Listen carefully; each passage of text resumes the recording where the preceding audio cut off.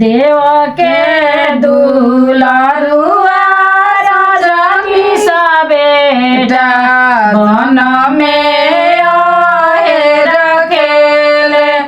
देव के दुलारुआ रजनीकांत बेटा वन में आहे रखेले।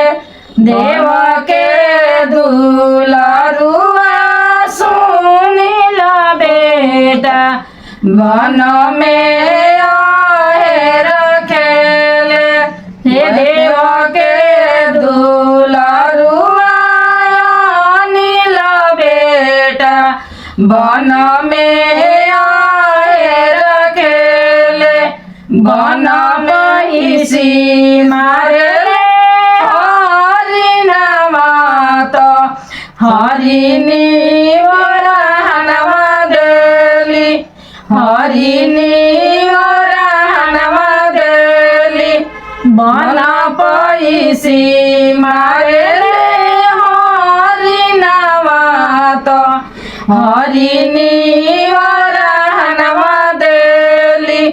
हरिणी वरहनवा देली।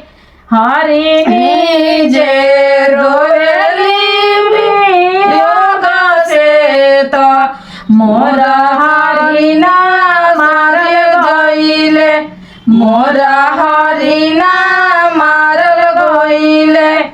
गुसे जबरे सुना भइले पुरुख बिना मंगिया से दूर बिना।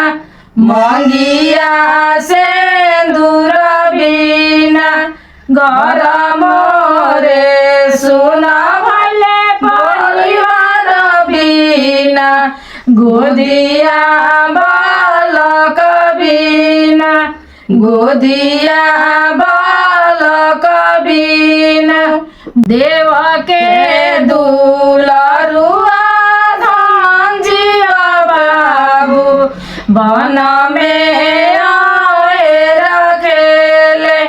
वन में आए रखेले। देव के दुलारुआ नील बाबू वन में आए रखेले। वन में आए रखेले।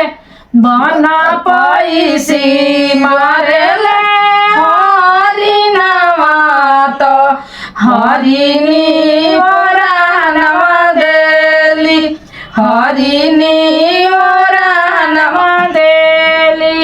हरिणी जे रोवेली वियोग से तो हरिना के मारल गइले। मोर